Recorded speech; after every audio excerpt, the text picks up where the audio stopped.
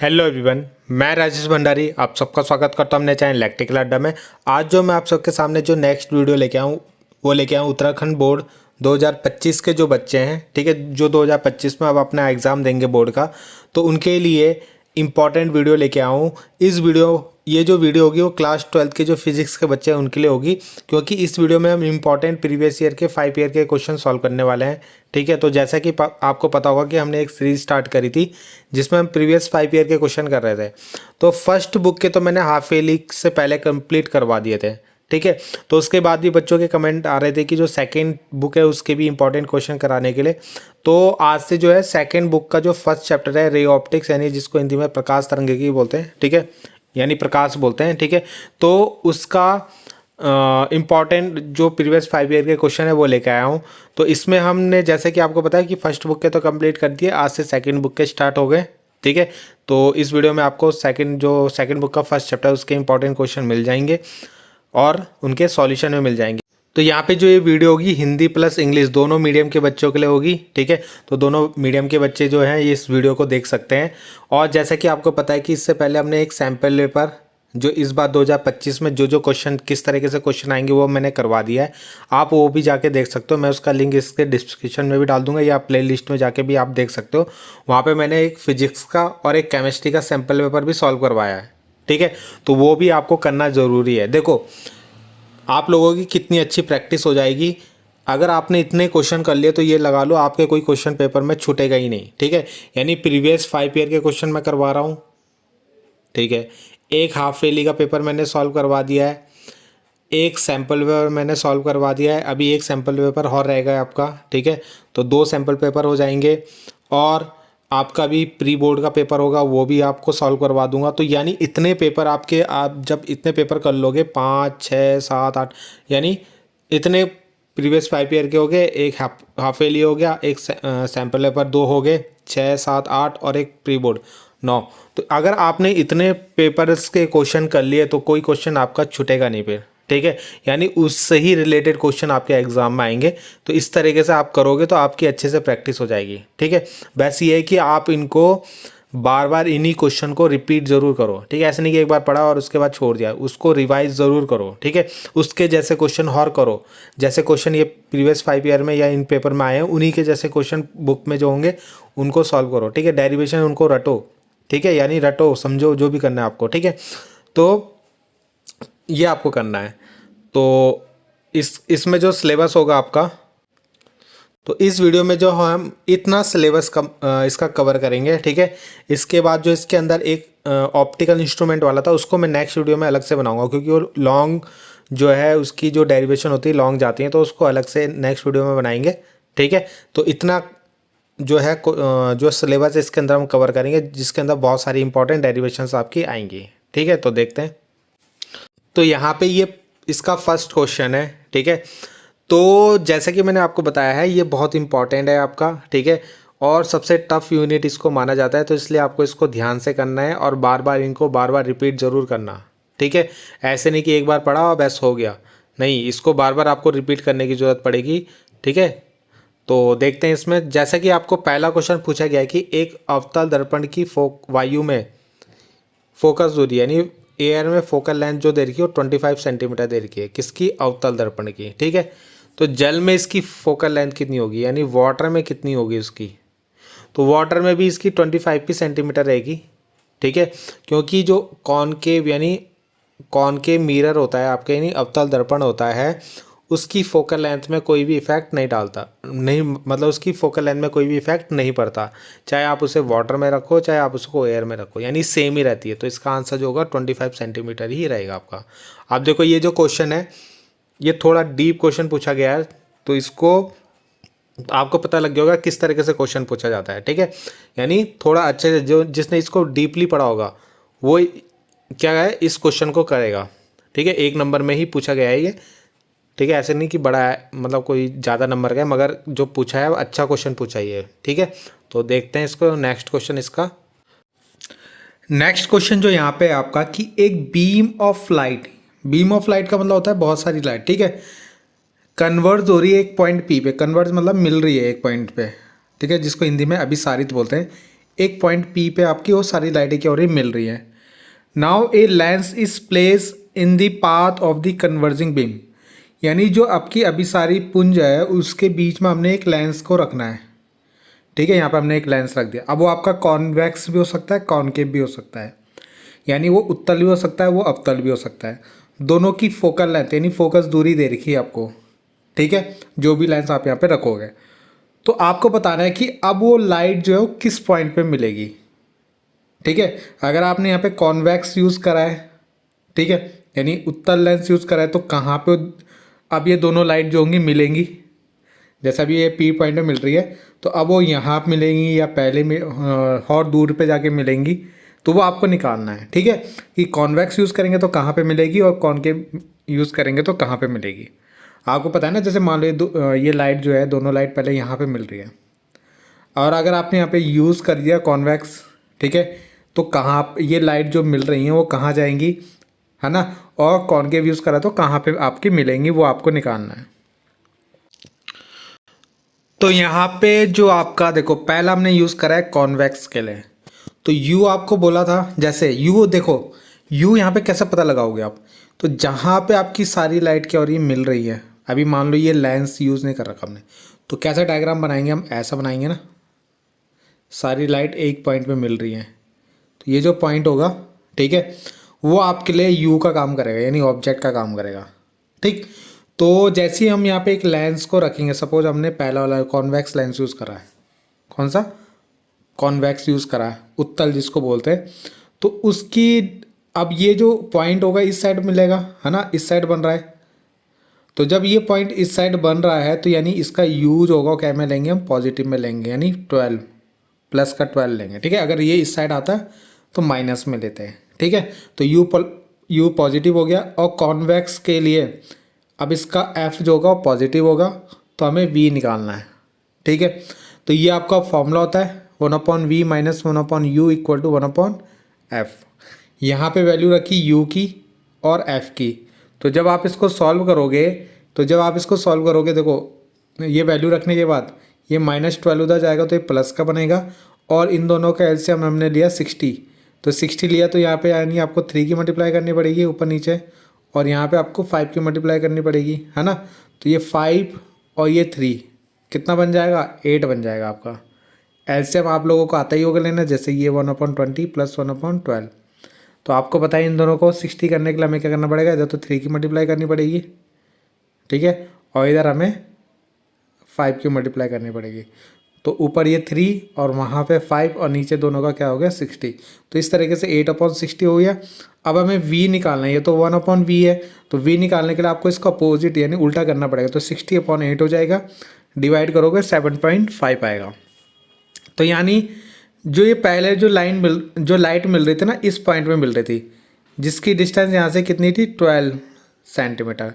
और जैसे ही आपने ये लेंस यहाँ पे रखा, अब ये देखो कितनी डिस्टेंस में मिलेगी 7.8, यानी ये लाइटों को और पास में मिलाएगा, यहाँ पे मिलाएगा लाइट, कितनी डिस्टेंस पे, यहाँ से 7.8।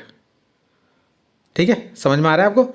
यहाँ से अगर आप लोगे तो 12 पे आपका ऑब्जेक्ट है और इमेज बन रही है 7.8 पे, ठीक है, टूवर्ड्स द राइट साइड। तो ये था कॉन्वेक्स के लिए। ऐसे ही कॉनकेव के लिए रखोगे, कॉनकेव में क्या चेंज हो जाएगा आपका, अवतल वाले में एफ नेगेटिव में आएगा, इसका एफ नेगेटिव होता है आपका, तो यही फॉर्मूला लगाओगे। ठीक है, तो यहाँ पे 1/v minus 1/u equal to 1/f। F की वैल्यू रखी -16, u की वैल्यू हमें पता है ऊपर से 12, तो 12 रखती u की वैल्यू। ठीक है, तो यहाँ से 1/v की वैल्यू निकालेंगे, तो कैसे निकालेंगे, ये माइनस का 1/12 इधर जाके प्लस हो जाएगा, यहाँ पे इनका एलसीएम लोगे तो वही 16 1/16, ये माइनस का है प्लस 1/12 ये है आपका। ठीक है, तो यहाँ पे क्या करेंगे, इसमें तो कर देंगे 3 की मल्टीप्लाई, 16 3 जा 48, और 12 में करेंगे 2 की मल्टीप्लाई, 12 4 जा 48, 12 की 4 की मल्टीप्लाई करेंगे, तो ये भी आपका -3, ऊपर आपका +4 और नीचे आपका 48 हो जाएगा। तो यानी 3 में से 4 गया तो 1/48 बचेगा, तो 1/48, तो v कितना आएगा 48 आ गया आपका। तो ये जो v आपका बनेगा, देखो पहले लाइट आपकी इस पॉइंट P पे मिल रही थी, है ना, जो कितनी डिस्टेंस पे था 12, अब ये जो लाइट थी ना थोड़ी दूर चले जाएगी, यहाँ पे मिलेगी, कहाँ पे, जो यहाँ से 48 सेंटीमीटर पे होगा। कितना? 48 सेंटीमीटर। आपको बताइए लाइट को क्या करता है? डाइवर्स यानी अपसारी करता है, यानी फैला देता है। तो इसलिए लाइट क्या होगी? दूर चले जाएगी, 48 सेंटीमीटर दूर पे ही आपका क्या बनेगा? इमेज यहाँ पे बन जाएगी। ठीक है, तो ये क्वेश्चन आपका हो गया। बहुत अच्छा क्वेश्चन ये आपसे पूछा गया था। ठीक है, तो इस क्वेश्चन को आपको अच्छे से प्रैक्टिस करनी है, ऐसे क्वेश्चन आपको करने हैं। बहुत से बच्चे ऐसे क्वेश्चन छोड़ देते हैं। ठीक है, अगला क्वेश्चन जो है यहाँ पे आपका, एक आपका क्या है, देखो एक प्रिज्म रखा हुआ है। ठीक है, अब वो बोला है कि इफ़ दी प्रिज्म, इसका जो क्रिटिकल एंगल मैंने आपको पहले ही बताया है। ठीक है, क्रांतिक कोण तो कितना है? 41.14। तो इसका हमें रे डायग्राम जो है ना उसको कंप्लीट करना है, यानी जो ये प्रिज्म का आपको बताना है कि लाइट रे का अब क्या होगा यानी। ठीक है, तो यानी क्राउन प्रिज्म से बने प्रिज्म के लिए संलग्न किरण आरेख पूर्ण कीजिए, यानी इसका आपको डायग्राम आपको कंप्लीट करना है। तो यहाँ पे मैं इसको यहीं पे बता देता हूँ कैसे बनेगा ये। जैसा आपका ये दे रखा है प्रिज्म, ठीक है, और इसका ये वाला एंगल दे रखा है 90 और ये वाला दे रखा है 45। ठीक है, तो ये भी कितना होगा? 45 होगा। अब लाइट रे जब यहाँ पे आएगी इस तरीके से, पहले एक के लिए बनाते हैं। तो ये जब लाइट रे यहाँ पे देखो, ये नॉर्मल हो गया, इसका क्या हो गया? नॉर्मल। तो यहाँ पे जो एंगल आप बनेगा वो बनेगा इसका 45। कितना बनेगा? 45 डिग्री। तो आपको क्या दिख रहा है कि इंसिडेंट एंगल जो है 45 पे आपका जो बड़ा है किससे? इससे क्रिटिकल एंगल कितना है इसका? 41.14 डिग्री। तो उससे बड़ा है ये 45। तो इसका मतलब ये लाइट जो होगी यहाँ बाहर नहीं जाएगी। ठीक है, ये क्या होगी? यहीं से रिफ्लेक्ट होके इसी मीडियम में अंदर आ जाएगी।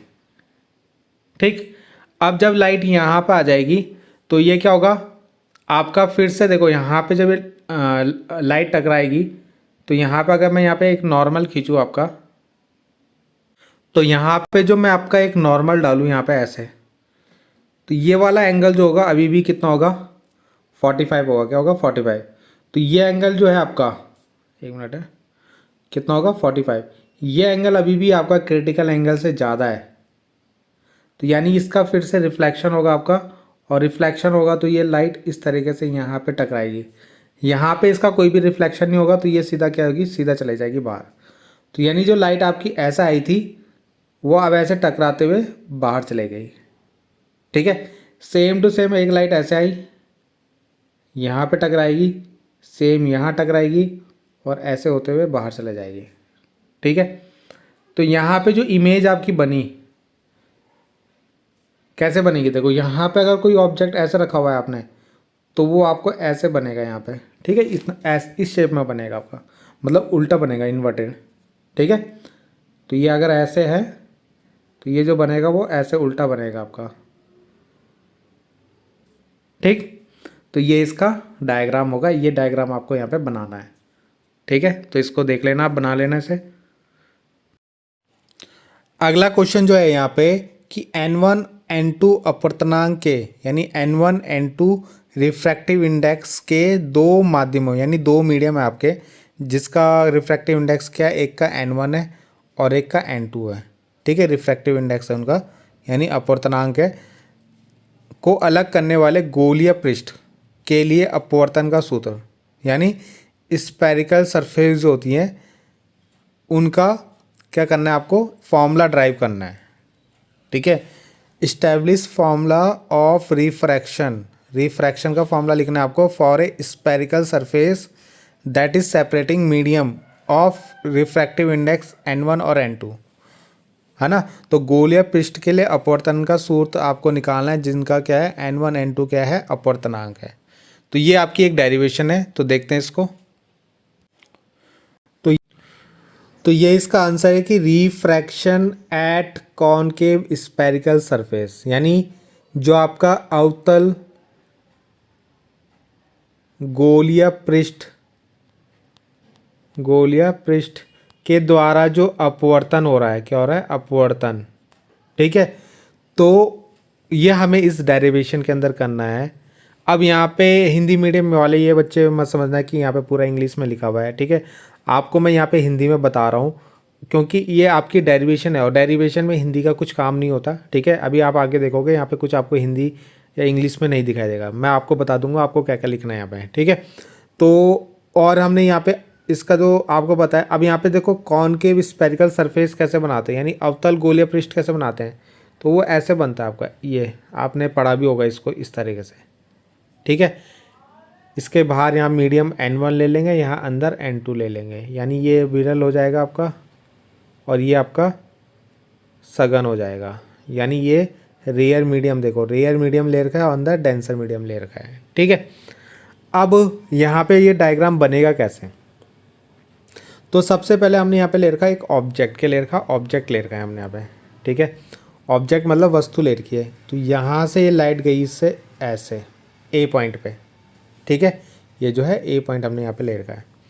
अब जो ए पॉइंट पे गई लाइट और एक नॉर्मल हमने डाल रखा है सी से, कहाँ से, सी से ऐसे सीधा जाएगा ये, है ना। ये जो एन हमने नाम ले रखा है यहाँ पे एन भी इसको लिखा है, ठीक है। अब आपको बताया है कि जब भी लाइट रेयर से डेंसर में जाती है तो नॉर्मल की तरफ बैंड हो जाएगी, तो ये लाइट कुछ इस तरीके से बैंड हो जाएगी यहाँ पे से जाके, ये जो लाइट यहाँ से आई है ये जाके यहाँ पे बैंड हो जाएगी, ठीक है। क्या हो जाएगी, बैंड हो जाएगी, ठीक। अब जब आप और एक लाइट यहाँ से जाएगी आपकी इस तरीके से ऑब्जेक्ट से, ये सीधा जा रही है ऐसे, ठीक है। तो जब आप इस लाइट को क्या करोगे, पीछे मिलाओगे, क्योंकि देखो अगर आप इससे पीछे मिला रहे हो ऐसे dot dot dot dot dot dot करके यहाँ पे ला रहे हो, तो जहाँ पे भी ये कट करेगा ना वहीं पे आपकी इमेज बन जाएगी। क्या बन जाएगी, इमेज। इमेज मतलब प्रतिबिंब बनेगा आपका, ठीक है। ऊपर से हमने इसकी हाइट ये यहाँ से एक परपेंडिकुलर डाला m, जिसकी हाइट हमने h ले रखी, ठीक है। अब ये क्यों लिया हमने, क्योंकि ये गोल है ना, तो गोल से नहीं हम सीधा इसको लेना पड़ेगा, तो इस m हमने एक m पॉइंट ले लिया, p के बहुत नज़दीक है उसे, लास्ट में ना m को हम p लिख देंगे, क्या लिख देंगे, p, जहाँ जहाँ m होगा वहाँ पे p लिख देंगे, ठीक है। तो इतना ही आपको डायग्राम में समझ में आ गया होगा। उसके बाद ये आपका p से c तक की डिस्टेंस जो होती है उसको r लिखते हैं, p से लेके i तक उसको v लिखते हैं, और p से o तक हम u लेते हैं, हम p से ही डिस्टेंस मेजर करते हैं हमेशा, ठीक है। तो ये इस डायग्राम के अंदर आपको बनाना है, ठीक है। ये बाहर रेयर मीडियम, अंदर डेंसर मीडियम, ठीक है। इतना तो आपको लोगों को समझ में आ गया होगा। उसके बाद यहाँ पे कुछ एंगल बनेंगे, ये बनेगा अल्फ़ा, ये बनेगा बीटा, ये बनेगा गामा, और एक आपका ये बन रहा था इंसिडेंट एंगल, ये लाइट और ये लाइट जो आपका इनके बीच में बनेगा एंगल आई, क्या बनेगा, सॉरी एंगल आई बनेगा, यहाँ पे क्या बनेगा, एंगल आई बनेगा, ठीक है। और इधर बन रहा होगा एंगल आर, और एक यहाँ पे भी बनेगा एंगल आर, वर्टिकल अपोजिट से, ये आर है ना, तो ये भी आर बन जाएगा यहाँ पे, इसके और इसके बीच में आर बनेगा, यहाँ पे क्या बनेगा, आर, और पूरे के बीच में क्या बनेगा, आई, ठीक है। किस किस के बीच में बनेगा आई, ये जो इंसिडेंट रे ये थी, और ये जो आपका सी से जा रहा था, इनके बीच में बनेगा क्या, आई, यहाँ पे आई, ठीक है। अब ये चीज़ें हमने यहाँ पे देखो लिखी हुई है कि यहाँ पे कौन सा आपका आई बन रहा है, ओ ए सी, ओ ए सी, ये जो एंगल होगा वो आई होगा आपका, और आई ए सी, ये जो एंगल बनेगा ये बनेगा आर, क्योंकि इधर आर था ना ये, तो ये वर्टिकल अपोजिट यानी शीर्षाभिमुख से ये भी आर बन गया इधर, ठीक है। और बाकी ये अल्फ़ा, ये बीटा और ये गामा, ये जो अल्फ़ा बीटा और गामा बन रहा था आपका, ठीक है, अल्फ़ा बीटा गामा।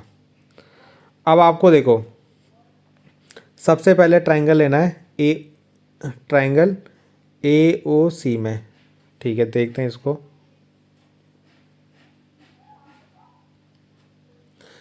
देखो ए ये है, ये ओ है, ये सी है ना, ये वाला ए ओ सी में, तो ये बाहर जो एंगल बन रहा है गामा बन रहा है, ये आपका क्या है, आई है पूरा, और ये आपका क्या है, अल्फ़ा है, ठीक है।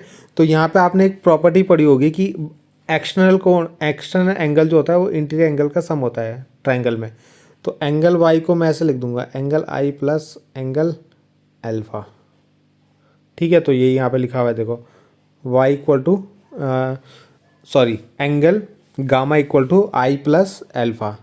अगर यहाँ से एंगल आई निकालूंगा तो क्या आएगा बताओ, ये इधर चल जाएगा माइनस में, तो वाई माइनस एल्फ़ा। ठीक है, तो यही हमने बनाया और इसको ले लिया हमने समीकरण 1, यानी एक्सटर्नल एंगल्स प्रॉपर्टी, यानी बाह्य कोण का जो आपका गुण होता है, मतलब एक तरीके से प्रॉपर्टी होती है आपकी। ठीक है, कि त्रिभुज के बाह्य कोण का योग त्रिभुज के आंतरिक कोणों का योग होता है। ठीक है, इसी तरीके से हमें एंगल ए आई सी लेना है, ए आई सी। ठीक है, तो देखते हैं इसको, ये बना ए, ये बना आई, ये बना सी। ठीक है, ए आई सी ये वाला। अब इसमें भी यहाँ पे गामा है। ठीक है, ये बन रहा है गामा और एंगल बन रहा है यहाँ पे आर, ये जो बन रहा है ना ऐसे, ये बन रहा है आपका गामा, ये बन रहा है आर और ये बन रहा है बीटा। तो यहाँ पे भी आपकी प्रॉपर्टी लग जाएगी आपकी कि एक्सटर्नल एंगल जो होता है वो इंटीरियर एंगल्स का सम होता है, यानी बाह्य कोण उसकी जो तीसरी भुजा के आंतरिक कोणों के योग के बराबर होता है। ठीक है, तो यानी एंगल वाई जो होगा वो क्या हो जाए, वाई भी लिख रहा मैं इसे बार बार, अल्फा बीटा गामा जो है ये किसके बराबर होगा, angle R plus angle beta के। ठीक है, ये हो जाएगा यहाँ से। अब यहाँ से आप आर की वैल्यू निकाल लो, तो एंगल आर कितना आएगा, angle gamma minus angle beta आएगा। ठीक है, ये हमारी सेकंड इक्वेशन बन जाएगी। तो देखो ये हमने सेकंड इक्वेशन यहाँ पे बना रखी है। ये फर्स्ट हो गई, ये सेकंड हो गई। अब स्नेल लॉ तो आपने सभी ने पढ़ रखा है, स्नेल का नियम, sine I upon sine R equal to sine N1 upon N2, है ना। स्नेल का नियम बोलते हैं इसको, स्नेल का नियम। तो ये आप लोगों ने यहाँ पे पढ़ा हुआ है। ठीक है, sine I upon sine R equal to N1 upon N2। अब यहाँ पे ना ये जो साइन है ना इसको हटा देंगे हम, क्यों, क्योंकि जो एंगल आई, ये जो सारे एंगल है बहुत छोटे हैं, क्या हैं, स्मॉल हैं, बहुत छोटे हैं। यहाँ पर आपको हिंदी मीडियम वालों की ये लाइन लिखनी कि बिंदु ए और पी बहुत पास हैं, जिससे angle I, angle R, angle alpha, angle beta, angle gamma क्या होंगे, बहुत छोटे होंगे।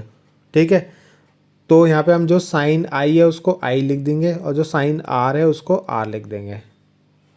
तो ये क्या बन जाएगा आपका आई अपॉन आर बन जाएगा, आई अपॉन आर बन जाएगा और ये बन जाएगा N1 अपॉन N2। ठीक है, इसके बाद हमने जो आई और आर की वैल्यू निकाली है ऊपर इक्वेशन में, ये जो फर्स्ट इक्वेशन आई की वैल्यू निकाली थी हमने, ये आर की वैल्यू निकाली थी हमने, ये दोनों वैल्यू यहाँ पे रख देंगे, रख दिया यहाँ पे हमने। इसके बाद क्या करेंगे, यहाँ पे इनकी क्रॉस मल्टीप्लाई कर दो, इसकी से, तो कर दिया हमने क्रॉस मल्टीप्लाई। ठीक है, अब ये जो अल्फ़ा बीटा गामा ये बहुत छोटे एंगल है, तो यहाँ पे क्या करेंगे, गामा अल्फ़ा गामा बीटा इनकी वैल्यू निकाल के ना, जैसे ये निकाली हमने, ये गामा है ना इसको 10 गामा लेंगे, अल्फ़ा है उसको 10 अल्फ़ा लेंगे, बीटा है उसको 10 बीटा लिखेंगे। ठीक है, तो यानी एंगल बहुत छोटे हैं इसलिए हम इनको 10 गामा 10 अल्फ़ा 10 बीटा ले लेंगे। ठीक है, तो देखो सबसे पहले 10 अल्फ़ा निकालते हैं, यहाँ पे आपको निकाल के दिखाता हूँ डायग्राम में कैसे निकाला है। सबसे पहले 10 अल्फ़ा, तो अगर आप देखो तो ये हमारा ट्रायंगल बनेगा ये वाला, तो ये हमारा अल्फ़ा बन रहा है, क्या बन रहा है, अल्फ़ा। तो यहाँ से 10 अल्फ़ा क्या होता है, परपेंडिकुलर अपॉन बेस, आपने पढ़ा होगा P B P H B, तो ये होता है ना परपेंडिकुलर अपॉन बेस, यानी लंब बटे आधार, है ना। तो अगर आप इस अल्फ़ा को देख रहे हो तो यहाँ से लंब क्या होगा आपका, लंब होगा ये एच, और आधार क्या होगा आपका ये, यानी ओ एम, क्या होगा ओ एम। ठीक है, ऐसी 10 बीटा वो भी परपेंडिकुलर अपॉन बेस, तो बीटा कहाँ से बन रहा है आपका, बीटा बन रहा है ये वाला, तो परपेंडिकुलर तो वही रहेगा इसका एच, बेस कितना होगा इसका आई एम हो जाएगा, क्या हो जाएगा आई एम। ठीक है, आई एम होगा। फिर लेंगे 10 गामा, 10 गामा कहाँ से बन रहा है ये वाला, तो यानी इतना वाला ट्रायंगल लेंगे अब हम, कितना, इतना वाला, तो ये हो जाएगा एच अपॉन, ये भी परपेंडिकुलर और एम आ जाएगा C M, perpendicular upon base कितना हमारा सी एम। ठीक है, तो इस तरीके से ये हमारी तीनों वैल्यू आ गई। तो मैंने आपको बता दिया कैसे कैसे निकालना है। तो ये उन्होंने यहाँ पे निकाल के यहाँ पे रख दिया फॉर्मूले में, जो हमारा ये था ना बना हुआ 10 गामा, तो वहाँ पे रख दिया इसकी वैल्यू। 10 अल्फ़ा कैसे निकाला था वो रख दिया यहाँ पे, 10 गामा फिर रख दिया, फिर बीटा रख दिया यहाँ पे। ठीक है,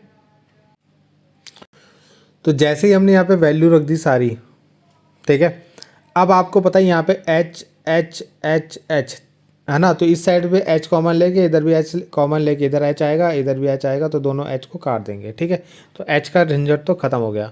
और जितना भी एम है उसको मैंने बोला था पी लिख देंगे। क्यों?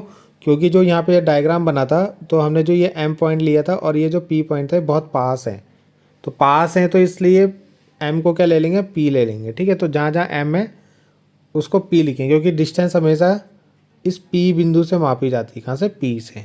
ठीक है, अब हमने C P, O P, C P, I P, इनकी वैल्यू हमने डायग्राम में बना रखी थी, है ना, ये था ना ऐसे, तो ये सी था हमारा, ये ओ था और ये पी था और बीच में हमारा आई था, है ना।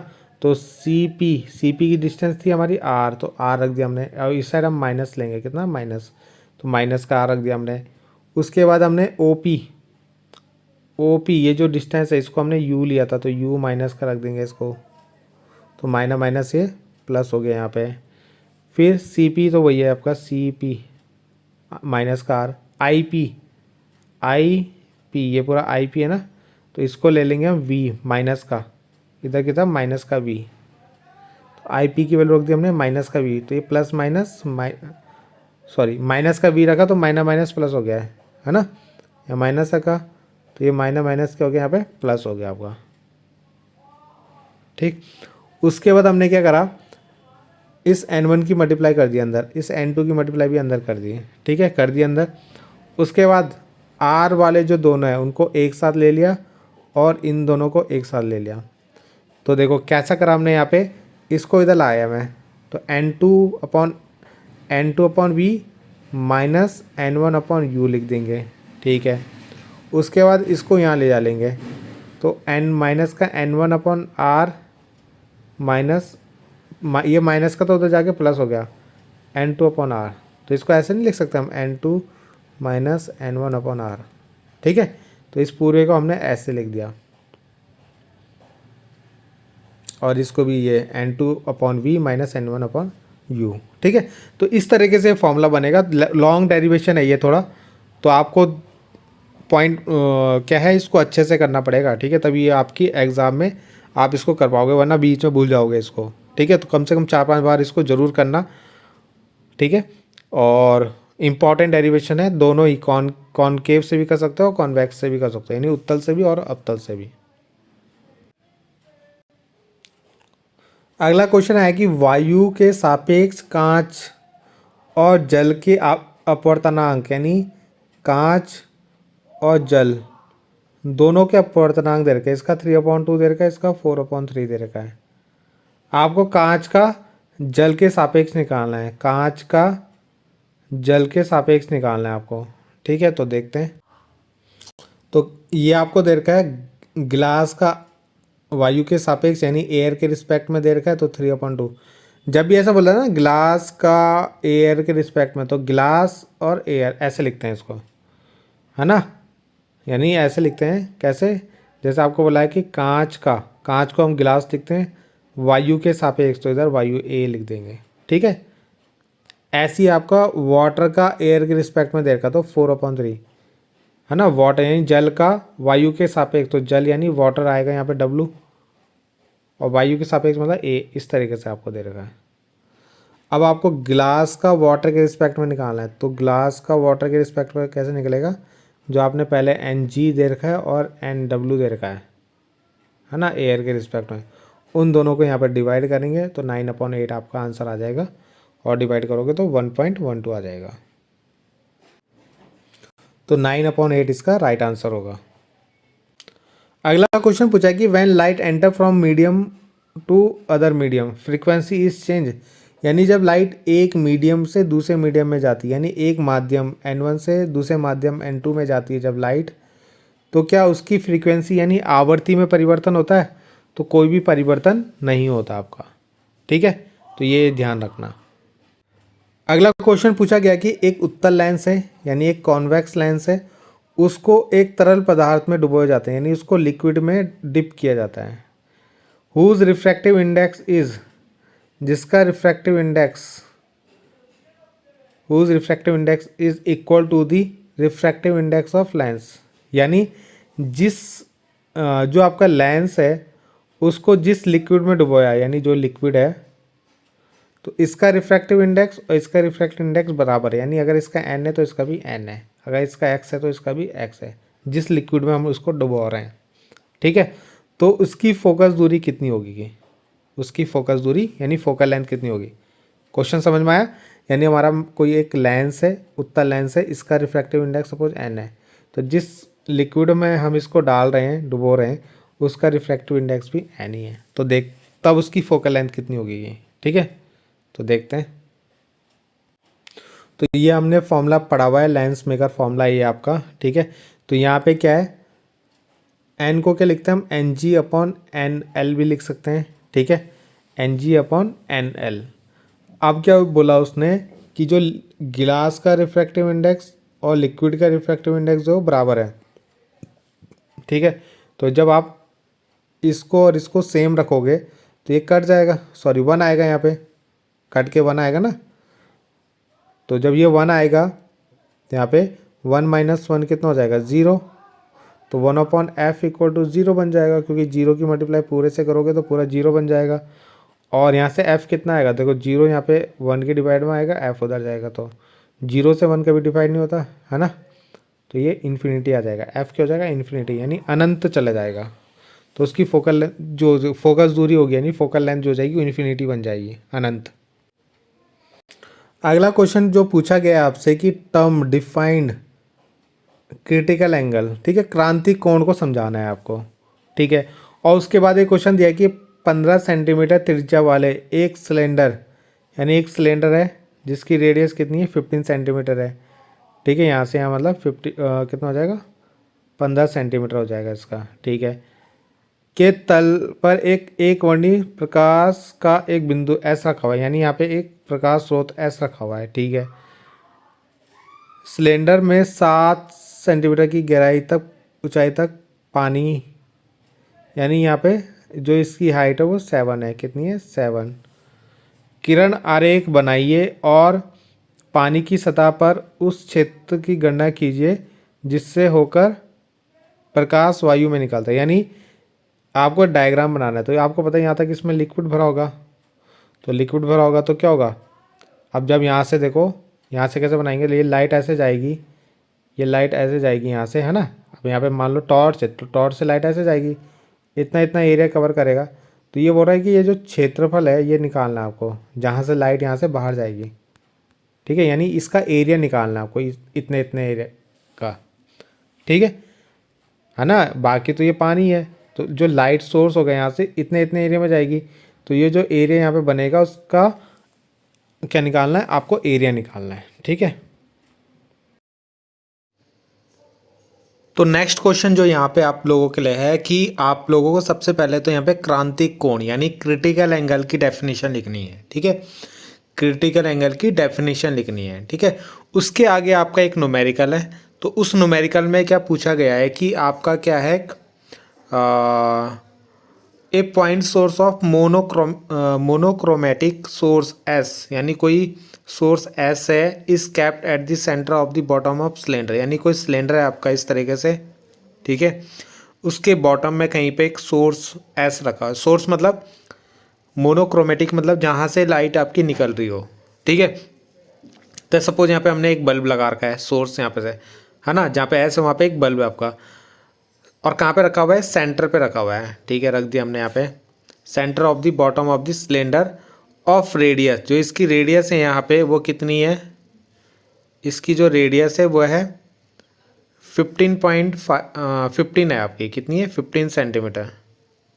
ठीक है, अब रेडियस 15 सेंटीमीटर दे रखी है।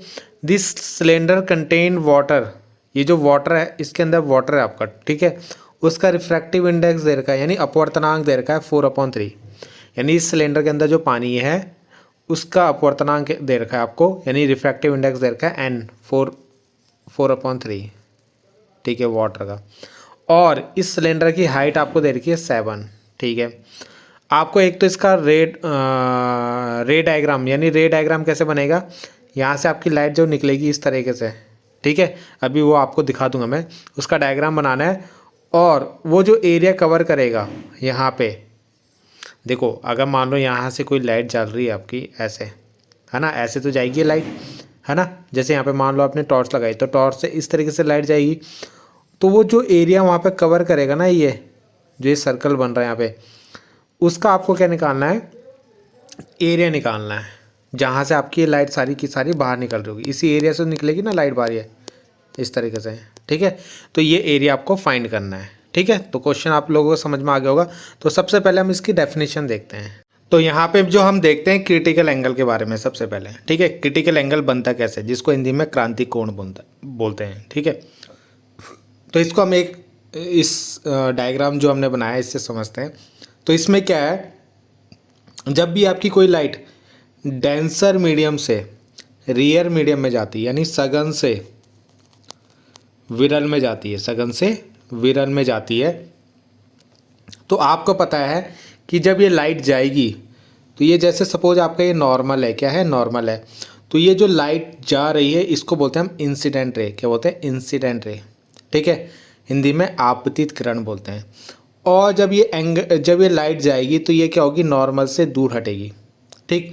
तो नॉर्मल से दूर हटेगी इस तरीके से, ठीक। यानी जाना चाहिए था इसको ऐसे सीधा, मगर ये क्या होती है, नॉर्मल से अवे हो जाती है, ठीक है, यानी दूर हटती है, क्योंकि ये डेंसर से कहाँ जा रही है, रियर मीडियम में जा रही है। अगर रियर से डेंसर में जाती, अगर यहाँ से यहाँ आती तो नॉर्मल की तरफ बैंड होती, ठीक है। तो उसका अपोजिट होता है। तो जब ये रे क्या होगी, इस तरीके से यहाँ पे इस साइड क्या होगी, बैंड हो गई आपकी, तो इससे बोलते हैं हम रिफ्रैक्शन, क्या बोलते हैं, रिफ्रैक्शन, यानी अपवर्तन, क्या बोलते हैं, अपवर्तन। अगर मान लो इस एंगल को हमने और बढ़ा दिया, ठीक है। अब सपोज मैंने यहाँ से इस लाइट को ऐसे डाला, तो ये जो रिफ्रैक्शन, अब इसको जाना तो ऐसे सीधा चाहिए था, मगर ये क्या हो गई, जाना ऐसे सीधा चाहिए था, मगर क्या हुआ, आपको पता है जब ये डेंसर से रियर में जा रही है, यानी सघन से विरल में जा रही है, तो ये और अवे होगी, यानी नॉर्मल से और अलग होगी, यानी दूर जाएगी। और जब ये दूर जाएगी तो ये इसी लाइन पे आ जाएगी ऐसे, है ना। अगर ये इसी लाइन पे आ गई, इस वाले एंगल पे, है ना, जो इसने एंगल यहाँ से बनाया एंगल आई पे, तो उसको, उस एंगल को ही हम क्रिटिकल एंगल बोलते हैं। देखो सेकंड डायग्राम देखो आप लोग, तो इसमें क्या है, ये लाइट गई यहाँ से और ये 90 डिग्री पे हो गई, क्या में हो गई, 90 डिग्री पे इसका रिफ्रैक्शन हो गया, यानी अपवर्तन हो गया। अगर ये 90 डिग्री बना रही है तो इसी को हम बोलते हैं क्रिटिकल एंगल, यानी उस समय जो ये एंगल आई है इसी को हम क्रिटिकल एंगल बोलते हैं। आई सी मतलब क्रिटिकल एंगल, यानी क्रांति कोण, यानी वो एंगल, यानी उस एंगल को हम क्रिटिकल एंगल बोलते हैं जिस पे आपकी लाइट रे जो होती है वो 90 डिग्री पे रिफ्रैक्ट होती है। कितने पे, 90 डिग्री पे, ठीक है। यानी 90 डिग्री पे उसका अपवर्तन होता है। उस समय उस कोण को, यानी उस एंगल को हम क्या बोलते हैं, क्रिटिकल एंगल बोलते हैं, ठीक है। अगर आप मान लो आपने और बढ़ा दिया इसको, अब आपने यहाँ से लाइट दी, तो उस केस में ये इसी मीडियम में टकरा के वापस आ जाएगा, जिसको टोटल इंटरनल रिफ्लेक्शन बोलते हैं। तो ये तो आपको इस क्वेश्चन में पूछा नहीं था, मगर इस टॉपिक के अंदर ये आता है आपका, ठीक है। तो ये आपको समझ में आ गया होगा, यानी वो एंगल जिस पे जो लाइट रिफ्रैक्ट होती है वो 90 डिग्री पे होती है, कितने पे, 90 डिग्री पे होती है। उस एंगल को हम क्या बोलते हैं, क्रिटिकल एंगल बोलते हैं, यानी उस समय ये एंगल आई जो होगा उसको क्रिटिकल एंगल बोलेंगे, ठीक है। तो ये यहाँ पे इसकी डेफिनेशन लिखी हुई है, ठीक है, कि critical angle of two given medium, जो हमारा दो गिवन मीडियम था, एक हमारा डेंसर था एक रेयर था, यानी एक सघन था और एक विरल था, ठीक है। तो is the angle of incident, यानी वो एंगल ऑफ इंसिडेंस, ठीक, जिस पे आपका angle of incidence in the denser medium, जो डेंसर मीडियम में यहाँ पे एंगल बनेगा इधर, ठीक है। डेंसर मीडियम में जो यहाँ पे एंगल बनेगा,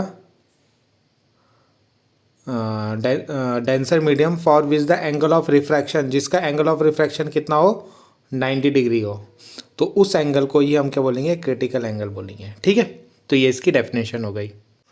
और ये हिंदी मीडियम वालों के लिए कि जब कोई प्रकाश किरण सघन माध्यम से विरल माध्यम में प्रवेश करता है तो आपतन कोण के उस मान को जिसके अपवर्तन कोण का मान 90 डिग्री हो जाता है। ठीक है, आपतन कोण यानी ये कोण जिस पे अपवर्तन कोण जो होता है वो 90 डिग्री हो जाए, उस कोण को हम क्रांति कोण बोलते हैं, जिसको साइन IC से डिनोट करते हैं। किससे? IC से।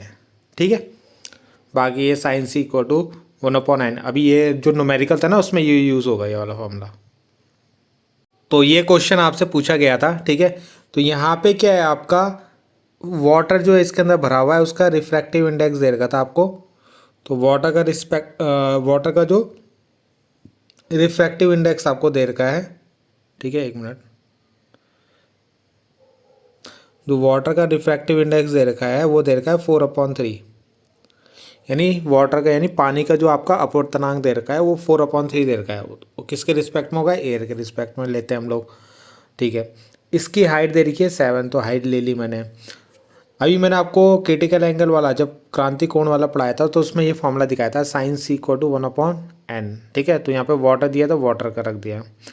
अब ये फॉर्मूला इसलिए लगा रहा हूँ ताकि मैं यहाँ से C की वैल्यू निकाल लूँ। किसकी? C की, यानी इस वाटर के अंदर ये जो लाइट है इसका क्रिटिकल एंगल निकाल लेता हूँ। ठीक है, तो ये जो क्रिटिकल एंगल बन रहा होगा यहाँ पे बन रहा होगा आपका ये। ठीक है, ये C जो है। ठीक है, अब क्या है, यहाँ से देखो ये एक सोर्स रखा हुआ है लाइट का, जो लाइट यहाँ से ऐसे जा रही है और ऐसे जा रही है। ठीक है, इस तरीके से जा रही है। तो ये लाइट जो यहाँ पे क्या बनाएगी, एक एरिया कवर करेगी इस तरीके से। तो इस सर्कल का एरिया निकालना है। ठीक है, तो सर्कल का एरिया कैसे निकालते हैं? πr² से। तो यानी यहाँ पे आपको r चाहिए। क्या चाहिए? r। ठीक है, तो पहले हम इसकी रेडियस निकालेंगे। तो देखो कैसे करेंगे, साइन C का फॉर्मूला आपको पता है कि 1/n होता है। तो यहाँ पे वाटर का जो रिफ्रैक्टिव इंडेक्स था वो रखा हमने 4/3। 4/3 यानी 3 ऊपर जाएगा तो साइन C इक्वल टू कितना हो जाएगा? साइन C इक्वल टू होगा 3/4। कितना होगा? 3/4 हो जाएगा। तो यहाँ से C की वैल्यू कितनी आएगी बताओ? साइन उधर जाएगा तो साइन इनवर्स 3/4 हो जाएगा। ठीक है, अब यहाँ पे क्या करेंगे, जब आप इसको सॉल्व करोगे ना, ये इसको या तो आपको क्वेश्चन में इसकी वैल्यू दी होगी। ठीक है, तो यहाँ पे आपको देखो क्वेश्चन में वैल्यू दी रहती है एग्जाम में। तो यहाँ पे जो इसको सॉल्व करोगे ना 48.6 बनेगा कि कुछ 48.6 डिग्री। ठीक है, अब ये जो वैल्यू आई है C की, किसकी आई है? C की वैल्यू आई है एंगल। तो यानी यहाँ पे आपको एंगल मिल गया, इसका क्रिटिकल एंगल कितना? 48.6 डिग्री मिल गया। ठीक है, अब इस वाले ट्राइंगल में लेंगे हम, इस वाले ट्राइंगल में ले लेंगे। ठीक है, किस वाले में ले रखा है इसने? ये OAS में, OAS इस वाले ट्राइंगल में। ठीक है, तो इस वाले ट्राइंगल में क्या है, एक तो H है आपके पास, एक R है और एक ये है।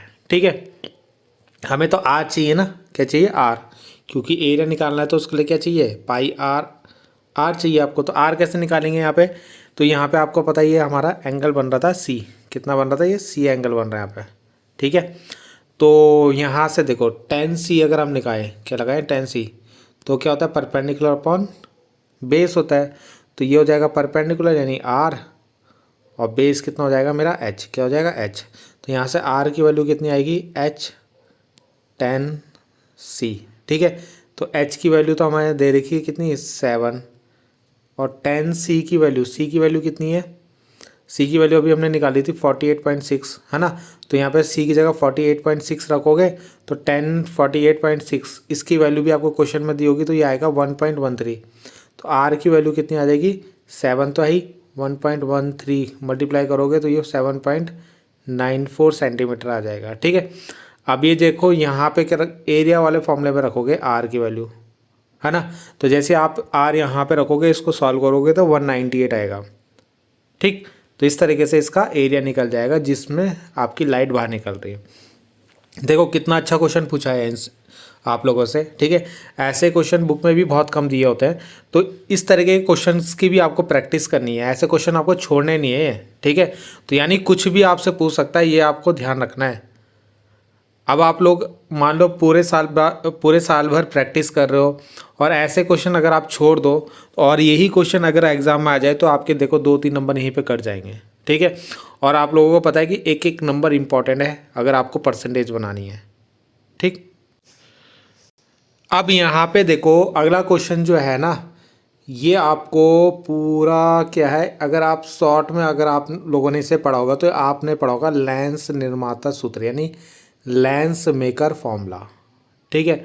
और बच्चे यही पढ़ के जाते हैं घर से कि लेंस निर्माता सूत्र या लेंस मेकर फॉर्मूला, ये नहीं पढ़ते इसकी थ्योरी जो लिखी हुई है, ठीक है।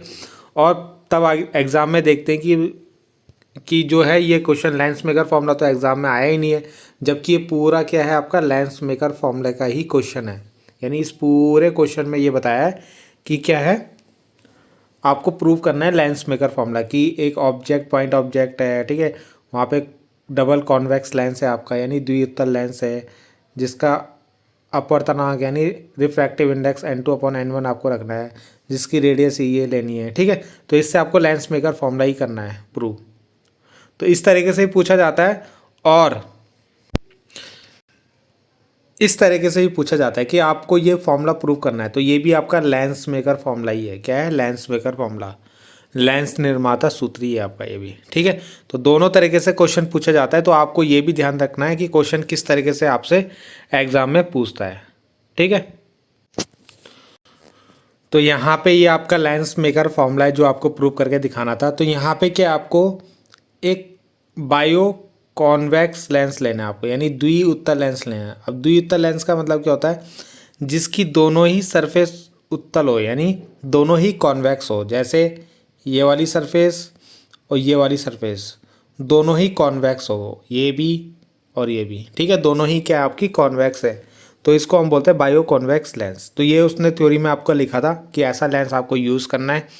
उसके बाद उसने बोला है कि यहाँ पे एक मीडियम n1 और एक मीडियम आपका n2 है। यानी जैसे बाहर आपकी एयर हो गई, ठीक है, यानी वायु हो गई, और आपका ये जो लेंस होता है वो ग्लास का बना हुआ है, तो उसका ले लिया हमने n2 रिफ्रैक्टिव इंडेक्स, ठीक है। उसके बाद हमने क्या करा, एक लाइन खींची, एक ऑब्जेक्ट को रखा यहाँ पे O पे, ठीक है। अब देखो इसका डायग्राम अच्छे से समझ लेना। यहाँ से जब लाइट जाएगी आपकी, तो ये जो इसकी दो सरफेस है लेंस की, पहली तो हमने ले ली है P1, ये जो है, ठीक है। यहाँ से लाइट का क्या होता है? रिफ्रैक्शन होता है। क्या होता है? रिफ्रैक्शन। अब रिफ्रैक्शन का मतलब अपवर्तन होता है। तो ये जो लाइट जाएगी, इस लाइट को जाना चाहिए ऐसे, कहाँ पे? यहाँ पे आई डैश पे, ठीक है। मगर होता क्या है, यानी इस ऑब्जेक्ट, ये जो ऑब्जेक्ट है इसकी इमेज यहाँ पे बननी चाहिए आई डैश पे, यानी इसका प्रतिबिंब आई डैश पे बनना चाहिए। इमेज जो बनेगी वो कहाँ पे? आई डैश पे बनेगी। मगर होता क्या है, ये यहाँ से जैसी लाइट, ये जो लाइट है ऐसे ऐसे होते हुए बी, यानी ये जो बी वाली सरफेस पे जाती है, तो यहाँ पे इसका फिर से रिफ्रैक्शन होता है, तो ये लाइट यहाँ ना जाके यहाँ चले जाती है, ठीक है, आई पे। और एक ऑब्जेक्ट से एक लाइट ऐसे सीधा जा रही है आपकी, है ना। ये दोनों लाइट यहाँ पे मिलती हैं और यहाँ पे मिलती है, तो यहीं पे आपकी इमेज बन जाती है, ठीक है। पहले वाली इमेज यहाँ बन रही थी आपकी। तो देखो इसको दोबारा समझ लो कि ये ऑब्जेक्ट आपका कोई वस्तु है, यहाँ से लाइट ऐसे जा रही थी, ए पॉइंट से रिफ्रैक्शन के बाद यानी अपवर्तन के बाद उसको जाना चाहिए था ऐसे यहाँ पे आपकी पहली इमेज बननी थी आई डैश पे। मगर जैसी लाइट कहाँ पे जाती है, इससे बी पॉइंट पे जाती है, यहाँ से बी, ये जो बी सरफेस है आपकी यहाँ पे जाती है, तो इस लाइट का फिर से रिफ्रैक्शन होता है और ये लाइट यहाँ पे जाके मिलती है। यानी जो लाइट यहाँ से सीधे जा रही है और एक जो लाइट यहाँ से घूम के यहाँ पे आ रही है, ये दोनों जहाँ पे मिलती हैं, ठीक है, वहीं पे आपकी इमेज बनती है, ठीक है। फाइनल इमेज यानी अंतिम प्रतिबिंब आपका यहीं पे बनेगा, ठीक। अब अगर हम यहाँ से वस्तु की दूरी देखें तो ये यहाँ से यहाँ कितनी है? u, कितनी है? u। जो पहले वाला प्रतिबिंब बन रहा था आपका, यानी पहले वाली इमेज बन रही थी, उसकी डिस्टेंस कितनी है? v dash. और जो सेकंड वाली इमेज बन रही है उसकी डिस्टेंस हमने यहाँ से ले रखी है v, P2 से, ठीक, इतना हमने ले रखा है। वही मैंने यहाँ पे लिखा हुआ है।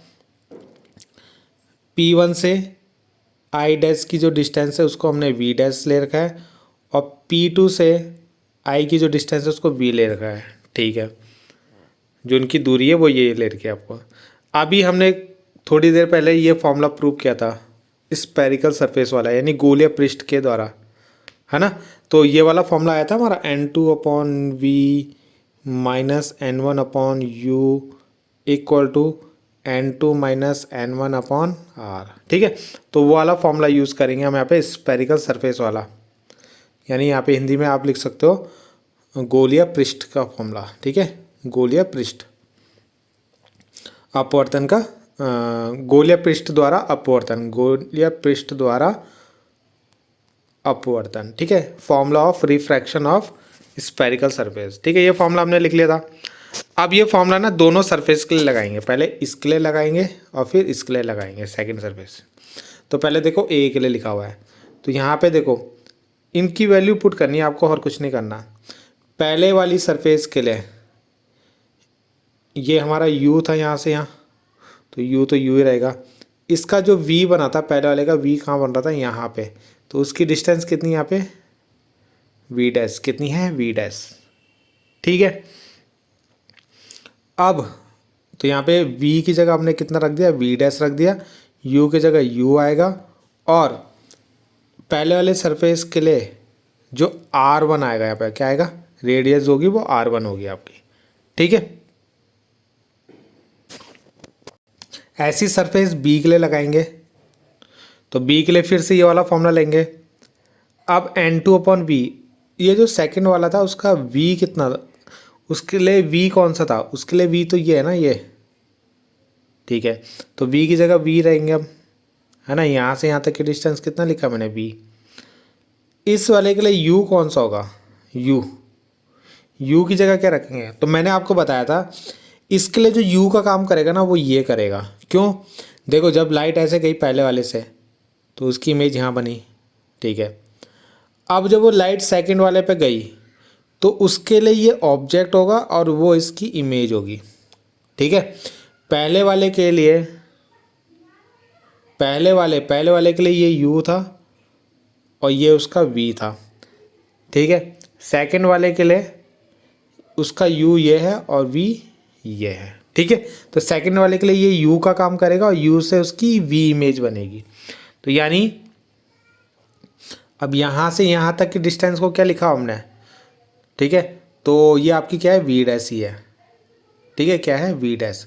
अब आप लोगों के दिमाग में क्वेश्चन आ रहा होगा कि जब हमने इसके लिए लिया तो P1 से भी हमने I डैश तक V डैश ही लिया, और इस वाले को P2 से भी हम क्या ले रहे हैं, V डैश।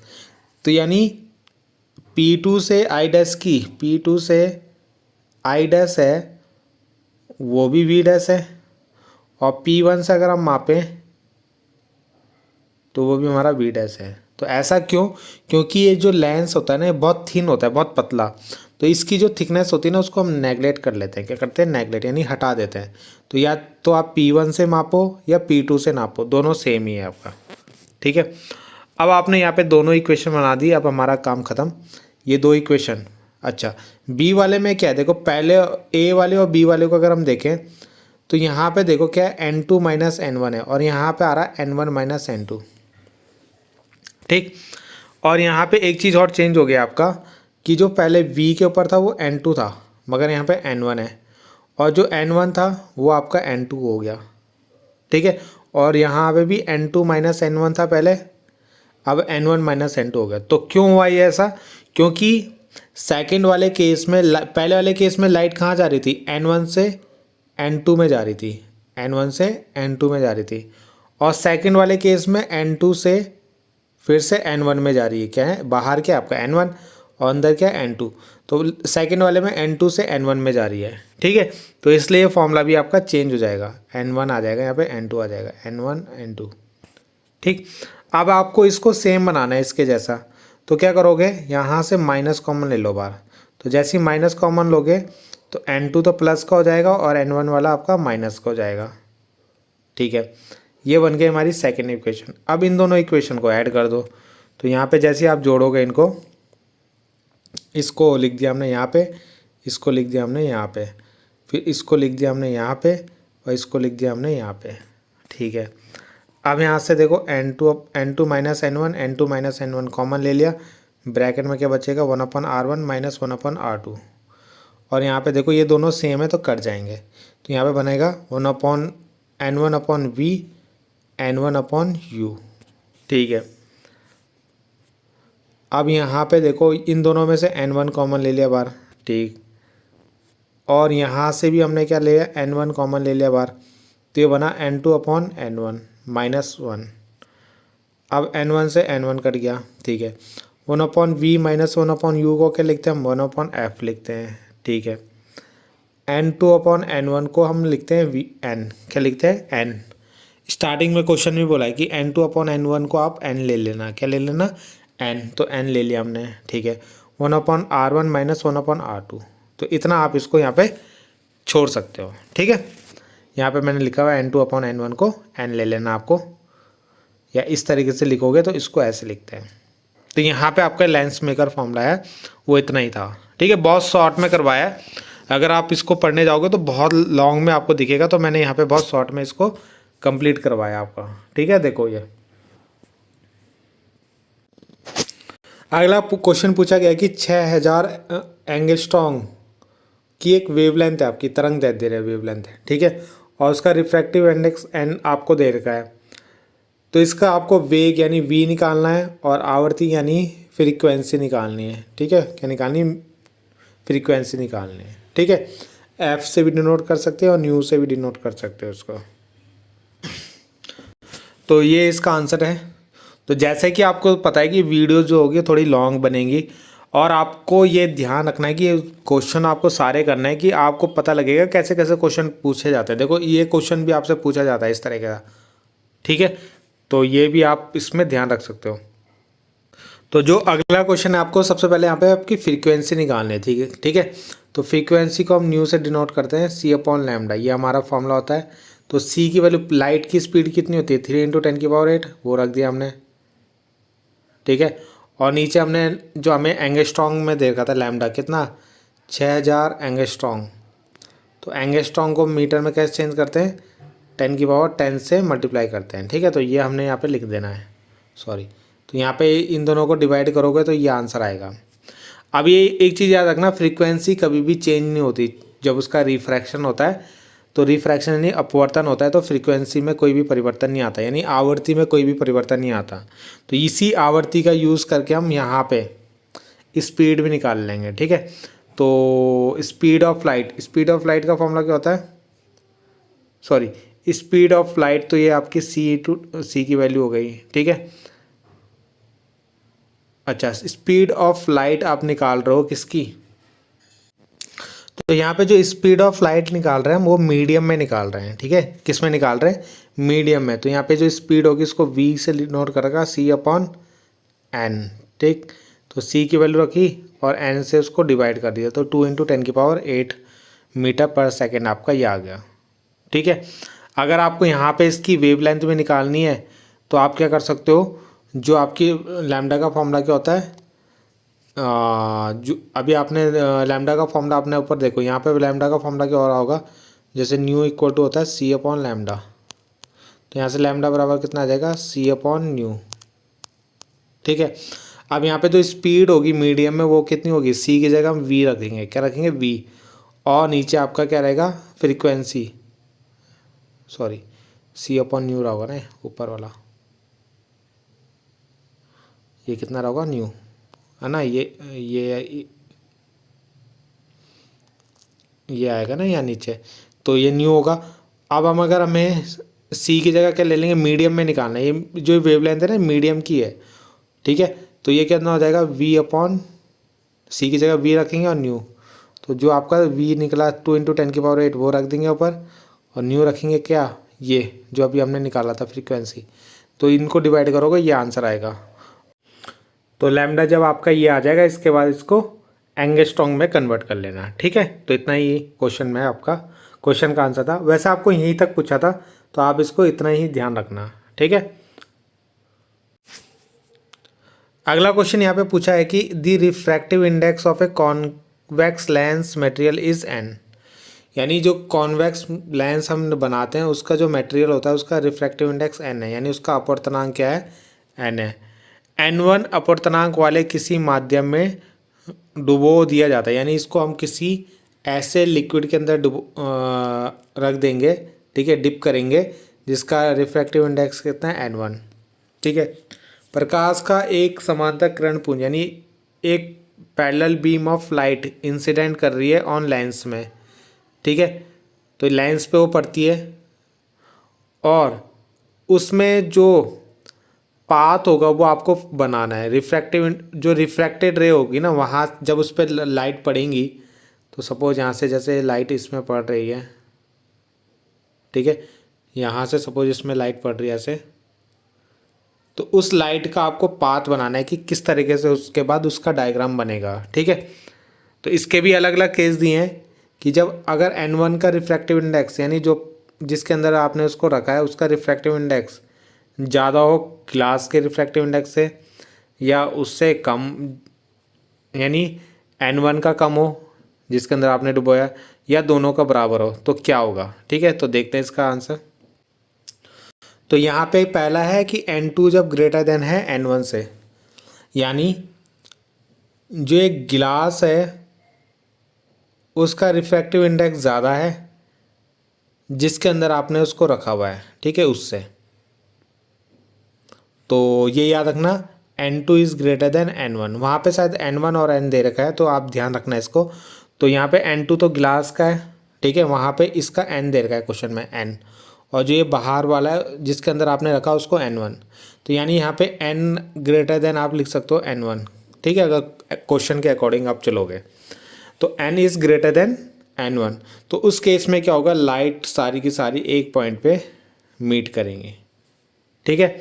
अगला केस है कि अगर दोनों के बराबर हो, यानी ये और N1 बाहर वाला बराबर हो, यानी N इक्वल टू N1 हो, तो उस केस में लाइट रे का कुछ नहीं होगा, वो क्या होगी, सीधा ट्रेवल करेगी, ठीक है, क्योंकि सेम मीडियम हो जाएगा ना, और सेम मीडियम दोनों जब सेम मीडियम होगी तो उसका रिफ्रैक्शन ही नहीं होगा, ठीक है, तो लाइट सीधा चला जाएगी, ठीक। और इस वाले में क्या होगा, N1 is greater than N2, यानी बाहर वाला ज़्यादा है ना, बाहर वाला ज़्यादा है और N2 आपका कम है, ठीक। तो यानी आपका N1 जो है वो बड़ा है किससे, N से, ठीक है, ये क्वेश्चन के अकॉर्डिंग ये है। तो उस केस में जो सारी लाइट रे हैं वो आपकी क्या हो जाएगी, डाइवर्ज हो जाएगी, ठीक है, डाइवर्ज मतलब अब सारी हो जाएगी, यानी फैल जाएगी, ठीक है, इस तरीके से चले जाएगी लाइट। तो ये डायग्राम इसका बनेगा। तो यहाँ पे आपको ये डायग्राम समझ में आ रहा होगा कि यहाँ पे क्या है, जो बाहर वाला मीडियम है वो एक तरीके से रेयर मीडियम है, क्या है, रेयर यानी विरल माध्यम है, और जो अंदर वाला हो गया वो सघन हो गया, यानी डेंसर मीडियम हो गया, कैसा हो गया, डेंसर। तो जब भी लाइट रेयर से डेंसर में जाती है तो बैंड हो जाती है नॉर्मल की तरफ, किसकी तरफ, नॉर्मल की तरफ, तो इस तरीके से वो बैंड हो जाएंगी, ठीक है। और यहाँ पे क्या होती है, बाहर वाला आपका डेंसर है और अंदर वाला रेयर है, तो अवे हो जाएगी, क्या हो जाएगी, अवे, इस तरीके से, ठीक है। अगला क्वेश्चन है कि एक कॉनकेव मिरर है, यानी अवतल दर्पण है, एक उत्तल लेंस है, यानी कॉन्वेक्स लेंस है, दोनों को हमने डिप किया वाटर में, यानी वाटर के अंदर डाला दोनों को, ठीक। तो वायु की तुलना में उनकी संबंधित फोकस दूरियों में क्या परिवर्तन होगा, ठीक है, यानी जैसे ही आपने उनको वाटर के अंदर डाला तो उनकी फोकल लेंथ में क्या चेंज आएगा, ठीक है, तो वो आपको बताना है। तो यहाँ पे ये इसका आंसर है, ठीक है। अगर आपके पास कॉनकेव मिरर है और उसको आपने किसी लिक्विड के अंदर यानी वाटर के अंदर डाला है, ठीक है, तो उसकी फ्रीक्वेंसी में कोई भी चेंज नहीं आएगा, कोई भी परिवर्तन नहीं आएगा, ठीक है। हिंदी मीडियम वाले में यहाँ पे लिख लेना, कोई भी परिवर्तन नहीं आएगा, क्योंकि जो मिरर होता है ना, कॉनकेव मिरर यानी अवतल दर्पण जो होता है, ठीक है, अवतल दर्पण कॉनकेव मिरर, इसकी जो फ्रीक्वेंसी होती है यानी आवृत्ति होती है वो मीडियम यानी माध्यम पे निर्भर नहीं करती, ठीक है। अगर वही हम कॉन्वेक्स क्या लें, लेंस लें, तो उसकी फ्रीक्वेंसी क्या हो जाएगी, इंक्रीज हो जाएगी, ठीक है, यानी सॉरी इसकी जो फोकल लेंथ होगी ना वो इंक्रीज हो जाएगी। क्या हो जाएगी? इंक्रीज हो जाएगी। ठीक, क्योंकि refractive index of glass with respect to water is less than refractive index of glass with air. ठीक, तो यानी अगर आप फॉर्मूला देखो तो जो फ्रीक्वेंसी होती है ना, जो आपकी फ्रीक्वेंसी होती है, जो फ्रीक्वेंसी होती है वो रिफ्रैक्टिव इंडेक्स के इन्वर्सली प्रोपोर्शनल होती है। ठीक है, तो यानी फ्रीक्वेंसी बढ़ रही है, फ्रीक्वेंसी क्या हो रही है आपकी? बढ़ रही है। जैसे आप लेंस को कहाँ डाल रहे हो? लिक्विड के अंदर, यानी उसका रिफ्रैक्टिव इंडेक्स क्या होगा? फिर कम होगा, तभी तो फ्रीक्वेंसी बढ़ेगी। तो यानी क्या लिख रहा है यहाँ पे? तो यहाँ पे लिखा हुआ है आपका कि refractive index with respect to water. ठीक है, यानी refractive index of glass with respect to water जो होगा वो कम होगा कि गिलास का एयर के रिस्पेक्ट की कंपेयर में। ठीक है, तो यानी जब पहले एयर में रखा हुआ था उस समय रिफ्रैक्टिव इंडेक्स ज़्यादा था, अब आपने ग्लास के अंदर रखा तो उसका रिफ्रैक्टिव इंडेक्स कम हो गया। तो जैसे ही रिफ्रैक्टिव इंडेक्स कम हुआ तो फ्रीक्वेंसी क्या हो जाएगी? यहाँ से बढ़ जाएगी। ठीक है, तो ये आपका कॉन्वेक्स लेंस यानी उत्तल लेंस का क्या है? आंसर है। तो समझ में आ गया क्यों बढ़ रही है कॉन्वेक्स लेंस की फ्रीक्वेंसी? क्योंकि उसका जो रिफ्रैक्टिव इंडेक्स है वो कम हो जा रहा है वाटर पे डालने पे। क्या हो जा रहा है? कम। और जैसे ये कम हो गया तो फ्रीक्वेंसी क्या हो जाएगी? बढ़ जाएगी, आवृत्ति बढ़ जाएगी आपकी। ठीक है, बाकी मिरर वाले में क्यों नहीं हो रही चेंज? क्योंकि मिरर वाला केवल डिपेंड करता है, यहाँ पे इसका रीज़न लिखा हुआ है on the radius of curvature. यानी रेडियस ऑफ कर्वेचर मतलब आपकी क्या है? वक्रता त्रिज्या पे निर्भर करता है। केवल किसमें? वक्रता त्रिज्या पे निर्भर करता है, किसमें? अपवर्तनांक पे नहीं करता ये। ठीक है, यानी एन पे निर्भर नहीं करता है। ठीक, तो ये इसका आंसर पूछा, ये इसका क्वेश्चन पूछा था आपका, है ना? ये अच्छा क्वेश्चन पूछा है ये आपका। ठीक है, ऐसे क्वेश्चन बहुत बनते हैं एग्जाम में। ठीक, तो ये भी आपको अच्छे से पढ़ना है इस क्वेश्चन को। ये हमने कर लिया, ये लेंस मेकर फॉर्मूला था आपका। ठीक है, अगला क्वेश्चन पूछा क्या है कि एक बायो कॉन्वेक्स लेंस है आपको। ठीक है, द्विउत्तल लेंस, जैसे हम ये बनाते हैं ना, ये वाला लेंस है आपके पास। ठीक है, has both radius of curvature, जिसकी रेडियस ऑफ कर्वेचर जो लेंस मेकर फॉर्मूला हमने पढ़ा था ना, वहाँ पे R1 R2 था, तो दोनों की कितनी है? 30 है आपकी। ठीक है, दोनों radius. Find the focal length, F निकालना है आपको इन एयर में। When lens is emerge in liquid, जब हम उसको लिक्विड में डाल देते हैं, जब हम इस लेंस को लिक्विड के अंदर डालते हैं तो इसकी फोकल लेंथ बिकम 120 सेंटीमीटर। तो इसकी फोकल लेंथ जो होती है 120 सेंटीमीटर हो जाती है। कितनी? 120 सेंटीमीटर हो जाती है। तो find the refractive index of liquid, यानी जिस लिक्विड के अंदर आपने इसको डाला लेंस को, उसका क्या निकालना है? रिफ्रैक्टिव इंडेक्स निकालना है, यानी उसका अपवर्तनांक निकालना है। ठीक है, उस तरफ का अपवर्तनांक निकालना है। तो देखते हैं इसको। तो ये जो क्वेश्चन है ये भी अच्छा क्वेश्चन पूछा गया है। ठीक है, ये आपको लेंस मेकर फॉर्मूला भी हमने प्रूव किया था। तो यहाँ पे ग्लास का रिफ्रैक्टिव इंडेक्स यानी उसका अपवर्तनांक दे रखा है ग्लास का, है ना, कांच का। और R1 आपका बोला था ना, R1 R2 सेम है। वैसे यहाँ पे R1 को आपको 30 और R2 को -30 रखना है। तो इस फॉर्मूले में आप वैल्यू रख दो। यहाँ पे जब सॉल्व करोगे तो एयर में क्या आ जाएगा? इसका फ्रीक्वेंसी आ जाएगी। फ्रीक्वेंसी मतलब आवृत्ति आ गई आपकी। पहला पार्ट हो गया। सेकंड पार्ट क्या है आपका? जैसे हमने उसको लिक्विड में डुबो दिया, लेंस को जो था हमारा उसको हमने किसी पानी यानी लिक्विड के अंदर डाल दिया यहाँ पे ऐसे, तो उसकी फोकल लेंथ हमें निकालनी है। अब यहाँ पे जो हमारा n था ना फॉर्मूले में, n - 1/R1 - 1/R2। ठीक है, तो यहाँ पे जो आपका आएगा, तो यहाँ पे जो n की जगह ना, यहाँ पे वैसे क्या होगा? Ng ग्लास का लिक्विड के रिस्पेक्ट में s होगा।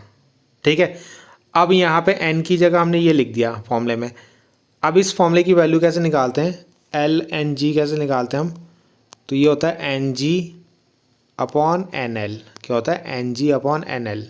आप इसके आगे एयर भी लगा सकते हो, यहाँ पे एयर भी लिखा होता है कभी कभी। ठीक है, ए भी लिख सकते हो, क्योंकि सिंगल कभी नहीं लेते हम, तो इनको एयर के रिस्पेक्ट में निकालते हैं, एयर के रिस्पेक्ट में।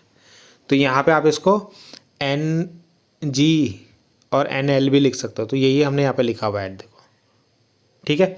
क्योंकि अब हमारा यहाँ पे क्या है, गिलास, जो गिलास है वो लिक्विड के अंदर है, किसके अंदर, लिक्विड के अंदर। तो यहाँ पे सिंपल एन नहीं आएगा, वो जो एन था फॉर्मूले में यहाँ पे वो केवल किसके लिए था, एयर में जब होता है, क्या वो एयर में, ठीक है। अभी हमने इसको लिक्विड के अंदर डाल दिया, तो इसलिए N G upon N L आएगा यहाँ पे। ऐसे यहाँ पे कोई भी क्वेश्चन आएगा कहीं पे भी, आप किसी भी लिक्विड में डाल दे तो उसको ऐसे ही निकालोगे यहाँ पे, ठीक है, N G upon N L करके। अब यहाँ पे एन जी की वैल्यू तो आपको दे रखी थी क्वेश्चन में 1.5, और लिक्विड में जो है जो लिक्विड है उस वहाँ पे भी फोकल लेंथ आपको क्वेश्चन में दे रखी है, R1 की वैल्यू भी दे रखी है, R2 की वैल्यू भी दे रखी है। अभी हमने सॉल्व करा, यहाँ पे 2/30 आया था, ये ना ऊपर ऊपर भी सॉल्व करा हमने इन दोनों को, तो यहाँ पे 2/30 मैंने डायरेक्ट लिख दिया, ठीक है। अब जब हमने इसको लिख दिया है तो इसको मैं लेके आया इधर, ठीक, तो ये 1/20, और जब ये इधर आएगा तो 30/20 हो जाएगा, 30/2 हो जाएगा, और ये 1.5/NL-1 हो जाएगा आपका, ठीक है। तो इतना आपका हो गया। इसके बाद जब हम इसको कट करेंगे, 0 से 0 काट दिया, 3 4 जा 12 काट दिया, और 4 2 जा 8 हो गया आपका, ठीक है। अब हम जब इसको सॉल्व करेंगे 1/8, तो यहाँ पे 1.5NL-1 होगा, ठीक है। अब इस -1 को उठा के इधर ला जाएंगे, तो यहाँ पे 1/8 + 1 हो जाएगा आपका, ठीक है। अब ये 1.5 NL होगा। अब इसको देखो, 8 1 जा 8 + 1 तो कितना हो जाएगा, 9/8 हो जाएगा। एलसीएम ले लें यहाँ से, इसके बाद इसके सॉल्व कर दिया, NL की वैल्यू निकाल दी यहाँ पे, तो ये कितने आ जाएगी, 1.33 आ जाएगी, ठीक है। यानी जो लिक्विड होगा वो कितना होगा, 1.33 का होगा, ठीक है। और जो गिलास था उसके अंदर उसका था 1.5 का, ठीक है।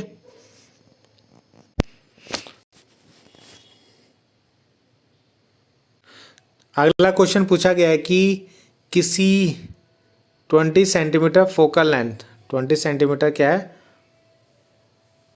कि किसी 20 सेंटीमीटर फोकल लेंथ के उत्तल लेंस, कौन सा, उत्तल लेंस के संपर्क में 30 सेंटीमीटर फोकस दूरी के अवतल लेंस के संयोजन से बने संयुक्त लेंस की फोकस दूरी ज्ञात की। यानी एक तो उत्तल लेंस है और एक अवतल लेंस है, उन दोनों को चिपका के बना रखा, मतलब इस तरीके से, ठीक है, चिपका के मिला रखा है। उत्तल लेंस यानी जो कॉन्वेक्स लेंस है उसकी फोकल लेंथ आपको दे रखी है 20 सेंटीमीटर, ठीक है, और जो कॉनकेव है उसकी दे रखी 30, ठीक है भाई। यानी आपको क्या निकालना है, एक कॉन्वेक्स लेंस है उसकी फोकल लेंथ 30 सेंटीमीटर, एक कॉन्वेक्स है उसकी फोकल लेंथ 20 सेंटीमीटर। अब इन दोनों की कंबाइंड फोकल लेंथ निकालनी है आपको, क्या निकालनी, कंबाइंड फोकल लेंथ, यानी मिल के जब वो आपने दोनों को मिला दिया उसके बाद जो उनकी फोकल लेंथ होगी एफ, वो आपको निकालनी है, ठीक है, फोकस दूरी निकालनी है। तो देखते हैं कैसे करते हैं इसको। तो ये जो फॉर्मूला है ना, ये भी इंपॉर्टेंट फॉर्मूला है, और इसकी डेरिवेशन जो है वो भी इंपॉर्टेंट है, वो भी आएगी आपकी, ये इंपॉर्टेंट डेरिवेशन है ये, जिसका ये फॉर्मूला है आपका, ठीक है। तो वो भी अभी हम करेंगे, आगे क्वेश्चन आ रखा है। तो यहाँ पे देखो, दोनों की फोकल लेंथ F1 और F2 रखा हमने, यहाँ पे F1 30 रखा और F2 हमने रखा -20, ठीक है। तो इन दोनों की जो है ना, यहाँ पे एलसीएम ले लेना, और यहाँ पे कितना आएगा, -1/60 आएगा, तो ये माइनस में आएगा, तो ये कैसा लेंस हो जाएगा, एक डाइवर्जिंग लेंस बन जाएगा आपका, ठीक है। यानी जो उत्तल और अवतल यानी कॉन्वेक्स और कॉनकेव दो आपको लेंस दे रखे हैं, दोनों की फोकल लेंथ आपको यहाँ पे रखनी है फॉर्मूले में, F1 और F2 की जगह दोनों की वैल्यू दे रखी है आपको, ठीक है। और यहाँ पे इसको सॉल्व करके आपको आंसर निकालना है, ठीक है। इसको मैं जल्दी जल्दी इसलिए करा रहा हूँ क्योंकि बहुत सिंपल सा है, यहाँ पे सॉल्व आप कर लोगे इससे। अगला क्वेश्चन पूछा है कि लेंस की क्षमता का सूत्र, पावर ऑफ लेंस आपको पता है P = 1 होता है, 1/F होता है, ठीक है। What will be the power of a convex lens of focal length 50 centimetre, क्या में दे रखी है, सेंटीमीटर, ये याद रखना हमेशा, फोकल लेंथ यहाँ पे मीटर में होती है, ठीक है। तो इसकी हमें पावर निकालनी है, तो देखते हैं। तो इसको यहीं पे कर लेते हैं। तो पावर कैसे निकालेंगे, 1/f। तो 1/f की वैल्यू कितनी देर की, 50 सेंटीमीटर। सेंटीमीटर में होता है तो ऊपर हम 100 लिख देते हैं, तो इससे कट जाएगा 5 × 10। तो ये जाएगा आपका 2 डायोप्टर आ जाएगा। कितना आ जाएगा, 2 डायोप्टर आ जाएगी आपकी पावर। अगला क्वेश्चन तो सिंपल है, लॉ ऑफ रिफ्रैक्शन आपको लिखना है। तो ये मैं आपको करवा नहीं रहा हूँ ये, क्योंकि आप लोग खुद कर सकते हो इसे, क्योंकि ये तो 10th लेवल का ही है। लॉ ऑफ रिफ्रैक्शन क्या था आपका, कि जब भी कोई लाइट एक मीडियम से दूसरे मीडियम में जाती है, जैसे एक मीडियम आपका फर्स्ट ही हो गया और ये मीडियम आपका सेकंड हो गया, तो पहले मीडियम से सेकंड मीडियम में जा रही है तो या तो नॉर्मल की तरफ बेंड हो जाएगी या नॉर्मल से अवे हो जाएगी। ठीक है, पहला पॉइंट तो यही है। दूसरा पॉइंट तो क्या था कि जो इंसिडेंट रे होती है यानी आपतित किरण होती है, रिफ्रैक्टेड रे होती है, अपवर्तित किरण जो होती है, और ये जो नॉर्मल होता है, ठीक है, तीनों एक ही प्लेन पे लाई करते हैं, यानी एक ही प्लेन पे होते हैं आपके। ठीक है, तो ये आपके 2 लॉ हैं। अगला ये हमने पहले ही कर रखा है। ठीक है, लेंस मेकर फॉर्मूला। तो लेंस, इसमें आपको देखो लेंस मेकर फॉर्मूला तो प्रूव करना ही करना है। उसके बाद जो यहाँ पे आपके जो भी सिंबल यूज़ हो रहे होंगे ना, R, R2, F, इन सब के बारे में अभी आपको लिखना है कि ये क्या क्या है आपके। ठीक है, अगला है क्रिटिकल एंगल, तो अभी हमने पढ़ लिया। ठीक है, टोटल इंटरनल रिफ्लेक्शन भी मैंने वहाँ पे आपको समझा दिया था, तो देखते हैं एक बार दोबारा। तो यहाँ क्रिटिकल एंगल तक तो हमने समझ लिया था कि जैसे हमने कोई लाइट डाली तो पहले वो क्या हो जाएगी, जब भी वो डेंसर से रियर जाएगी यानी विरल से सघन में जाएगी तो ये जो नॉर्मल लाइन है ना उससे दूर हट जाएगी। ठीक है, फिर हमने हॉर एंगल बढ़ाया, हॉर एंगल बढ़ाया तो 90 डिग्री पे आ गई थी, है ना, रिफ्रैक्टेड होके यानी अपवर्तित होके 90 डिग्री पे आ गई थी। फिर मैंने आपको बताया था कि अगर एंगल को हम हॉर बढ़ा दें यानी क्रिटिकल एंगल से ज़्यादा कर दें, यानी आई जो हो जाएगा क्रिटिकल कोण से यानी क्रिटिकल एंगल से ज़्यादा हो जाए, क्रांतिक कोण से ज़्यादा हो जाए, तो ये लाइट ना इसी माध्यम में वापस आ जाएगी टकरा के, जिस माध्यम से गई थी, जिस मीडियम से गई थी उसी मीडियम में टकरा के यानी रिफ्लेक्ट होके वापस आ जाए, तो उसी को हम टोटल इंटरनल रिफ्लेक्शन बोलते हैं। ठीक है, तो ये यहाँ पे इसकी आपकी डेफिनेशन भी लिखी होगी, तो आप इसको यहाँ पे नोट कर लेना। ठीक है, हिंदी मीडियम वालों को मैंने बता दिया, जब भी आपकी लाइट यानी जब भी आपका प्रकाश क्रांतिक कोण से अधिक कोण पर आपतित होता है, प्रकाश क्रांतिक कोण से अधिक कोण पर आपतित होता है, तो वो लाइट यानी वो प्रकाश उसी माध्यम में वापस लौट आता है, इसी को हम पूर्ण आंतरिक परावर्तन कहते हैं। ठीक है, तो ये डेफिनेशन आपको यहाँ पे लिखनी है। ये क्वेश्चन देखो, ये सेम टू सेम वैसे ही क्वेश्चन जैसे अभी हमने करा था, सेम टू सेम क्वेश्चन है, तो ये क्वेश्चन आप लोग कर लेना इसको। ठीक है, अभी मैं दिखा भी दूंगा कैसे कैसे आपको करना है, और मैं आप लोगों को ये समझा लेता हूँ मरीचिका क्या होता है, इसका रीज़न भी आपको बताना है। ठीक है, ये वो जो क्वेश्चन अभी मैंने बताया था उसका आंसर R1 R2 की वैल्यू आपको यहाँ पे रखनी है फॉर्मूले में। ठीक है, और N की वैल्यू आपको दे रखी थी, यहाँ से इसको सॉल्व करके F निकालना था आपको। ठीक है, अगला जो यहाँ पे आपको ना एक मिराज क्वेश्चन पूछा गया था जिसको हिंदी में मरीचिका बोलते हैं। ठीक है, तो यहाँ पे इंग्लिश में तो इसका नोट्स मेरे पास अवेलेबल है मगर हिंदी में नहीं है, तो मैं इसको केवल आपको समझा रहा हूँ, यहाँ पे आप इसको खुद से लिख लेना। ठीक है, तो यहाँ पे मैं इसको आपको एक्सप्लेन कर रहा हूँ, जो आपके इंग्लिश मीडियम वाले उनके लिए तो ये नोट्स हो जाएगा। ठीक है, तो इसको आप लोग यहाँ से देख के इसको कर लेना, मैं यहाँ पे एक्सप्लेन कर देता हूँ आपको। तो पहले तो सबसे पहले कि ये क्या है, किसका एग्जाम्पल है, ये है टोटल इंटरनल रिफ्लेक्शन का। किसका, total internal reflection. Total internal reflection क्या था कि जब भी आपका एंगल यानी ये जो एंगल होगा वो क्रिटिकल एंगल से ज़्यादा होगा यानी क्रांतिक कोण से ज़्यादा होगा, यानी ये जो कोण यहाँ पे बनेगा वो क्रिटिकल एंगल से ज़्यादा होगा यानी क्रांतिक कोण से ज़्यादा होगा। ठीक है, क्या होगा, क्रांतिक कोण से ज़्यादा होगा, तो वो उसी माध्यम में यानी उसी मीडियम में टकरा के वापस आ जाती है।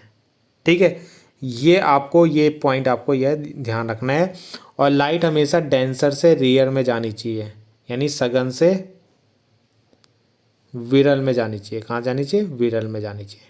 ठीक है, तो ये 2 पॉइंट आपको टोटल इंटरनल रिफ्लेक्शन के लिए याद रखना है।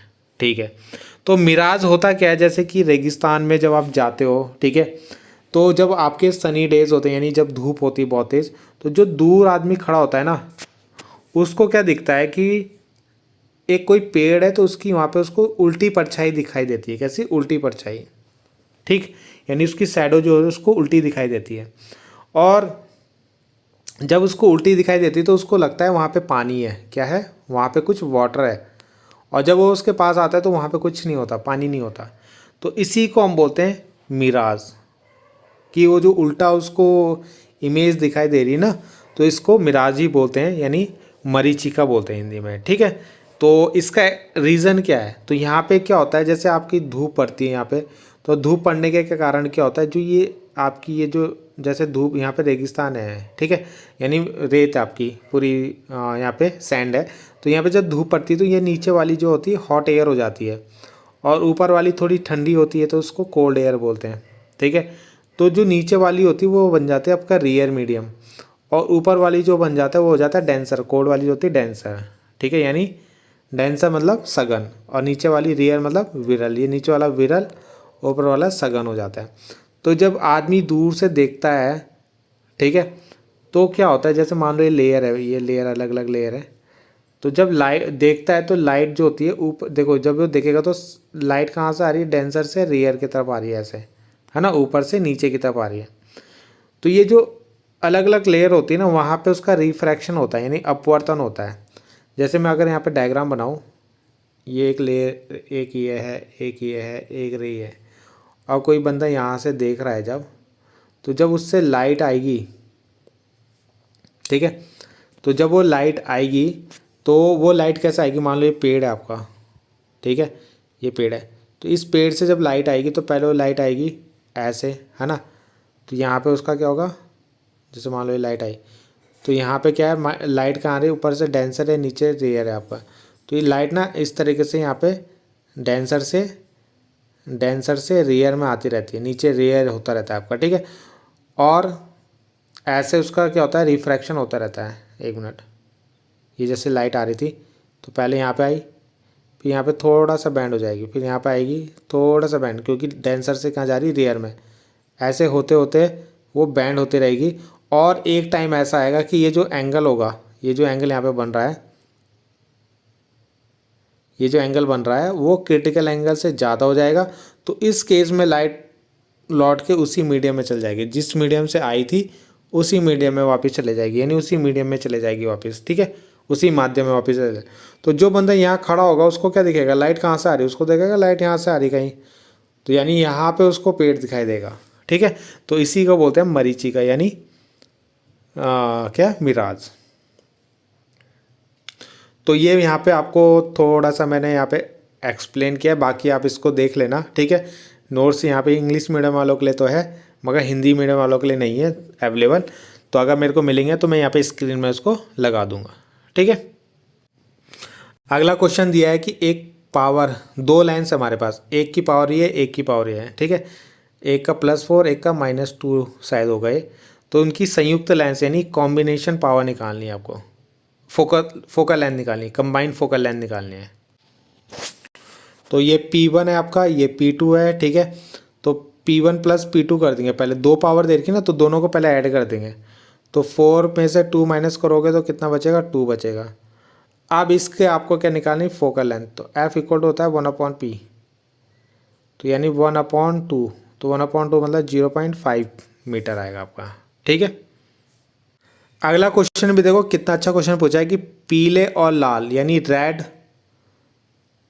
और येलो, ठीक है, येलो और रेड, येलो का रिफ्रैक्टिव इंडेक्स ये है और रेड का ये है, ठीक है, यानी येलो यानी पीले का ये है और लाल का ये दे रखा रिफ्रैक्टिव इंडेक्स, येलो और रेड उनका अपवर्तनांक दे रखा है, ठीक है, इसका 1.56 और इसका 1.53 दे रखा है।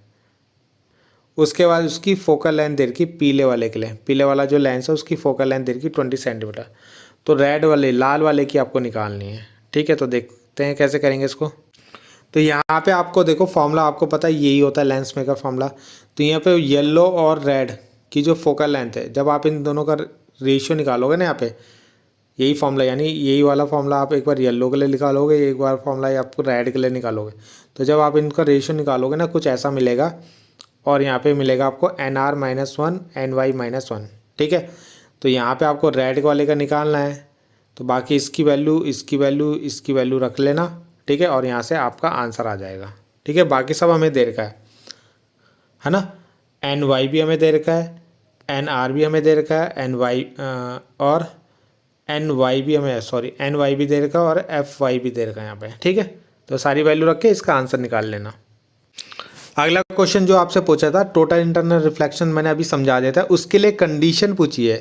तो एक कंडीशन मैंने आपको, दो कंडीशन आपको बता दी है कि लाइट हमेशा डेंसर से रेयर जानी चाहिए, यानी सघन से विरल जानी चाहिए, ठीक है। जैसे अभी हमने मरीचिका वाले में भी देखा, सघन से विरल यानी डेंसर से रेयर जानी चाहिए। और दूसरा, हमेशा एंगल जो होना चाहिए क्रिटिकल एंगल से ज़्यादा होना चाहिए, तभी हमारा टोटल इंटरनल रिफ्लेक्शन हमें मिलता है। तो ये 2 पॉइंट आपको याद रखना है।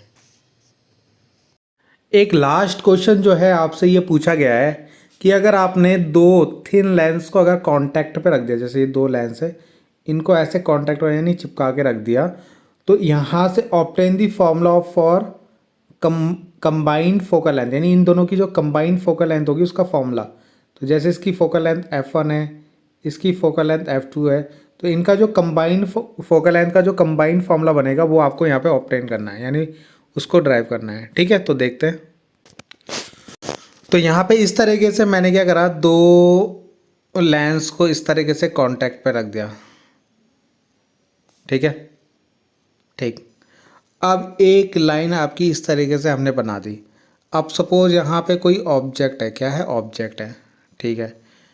इस ऑब्जेक्ट से जो लाइट जाएगी इस तरीके से, जैसे मैंने अभी आपको लेंस मेकर फॉर्मूला बताया ना, सेम टू सेम वैसा ही होगा यहाँ पे।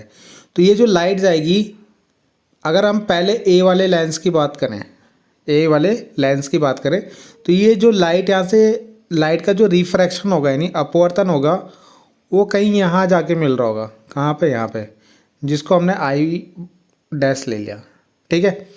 मगर जब ये लाइट बी लेंस में जाएगी, ये लाइट जब यहाँ बी लेंस में जाएगी, तो यहाँ से इसका फिर से रिफ्रैक्शन होगा यानी अपवर्तन होगा, और उसके बाद ये जाके यहाँ मिल जाएगी, ठीक है।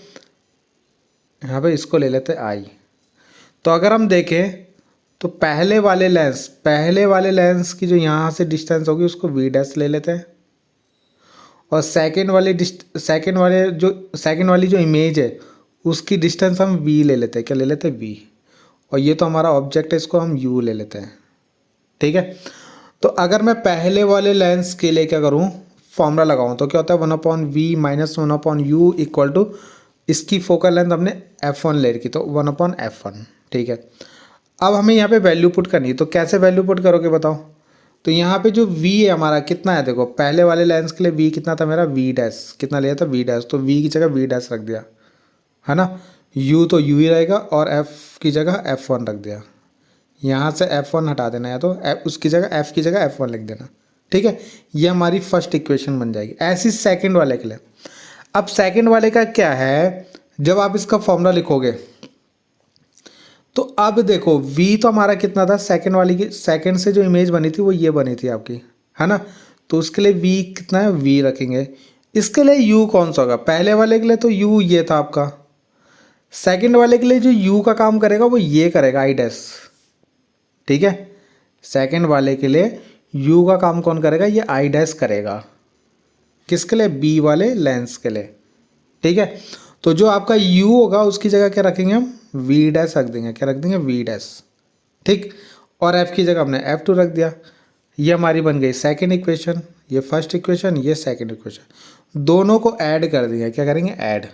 तो ऐड कैसे करेंगे, 1/f1 प्लस 1/f2, इन दोनों को ऐड करा, 1/f1 plus 1/f2 equal to, इन दोनों को प्लस किया यहाँ पे, इन दोनों को प्लस किया यहाँ पे, ठीक है। अब हमने जब यहाँ पे प्लस में लिख दिया इन्हें, तो ये जो v डैश वाला है ये तो कट जाएगा, एक प्लस का एक माइनस का, तो बचा क्या, 1/v माइनस 1/u। और ये दोनों फोकल लेंथ जो है इनको मैंने लिख दिया f, यानी जो f1 प्लस f2 है उसको कितना लिख दिया, 1/f। तो यहाँ से जो हमारी कंबाइंड फोकल लेंथ का जो फॉर्मूला है वो ये है, 1/f equal to 1/f1 plus 1/f2, ठीक है। तो ये जो डेरिवेशन है ना बहुत ही ज़्यादा इम्पॉर्टेंट है, ठीक है। और ये एग्ज़ाम में आती है और इसका एक न्यूमेरिकल भी आता है आपके एग्ज़ाम में, शायद इसमें मैंने एक न्यूमेरिकल करवाया भी है इसका भी इसी वीडियो में, ठीक है। तो ये क्वेश्चन आपको करने हैं, ठीक है। इतने ही क्वेश्चन आपके इम्पॉर्टेंट है जो आपके एग्ज़ाम में आएंगे, जो आपकी लाइट चैप्टर है रे ऑप्टिक्स, ठीक है। तो इस इतने क्वेश्चन सबसे पहले आपको करने हैं। इनमें से एक क्वेश्चन, दो क्वेश्चन, तीन क्वेश्चन आपके बन सकते हैं, ठीक है। बनेंगे वैसे एक दो तो बनेंगे यहाँ से, और वो भी लॉन्ग क्वेश्चन बनेंगे, ठीक है। एक डेरिवेशन यहाँ से आएगी, न्यूमेरिकल यहाँ से आएगा आपका। बहुत ही ज़्यादा इंपॉर्टेंट है ये चैप्टर, ठीक है। स्पेशली फाइनल ईयर उसके लिए, फाइनल पेपर के लिए, बोर्ड के लिए, ठीक है। तो ये करना आपको ज़रूरी है। तो बाकी जब आप ये चैप्टर, जब ये क्वेश्चन कर लोगे उसके बाद आप चैप्टर में और चीज़ें जो होंगी वो भी आप कर सकते हो, ठीक है। वैसे इसमें सारी डेरिवेशन आपकी कवर हो गई है, ठीक है।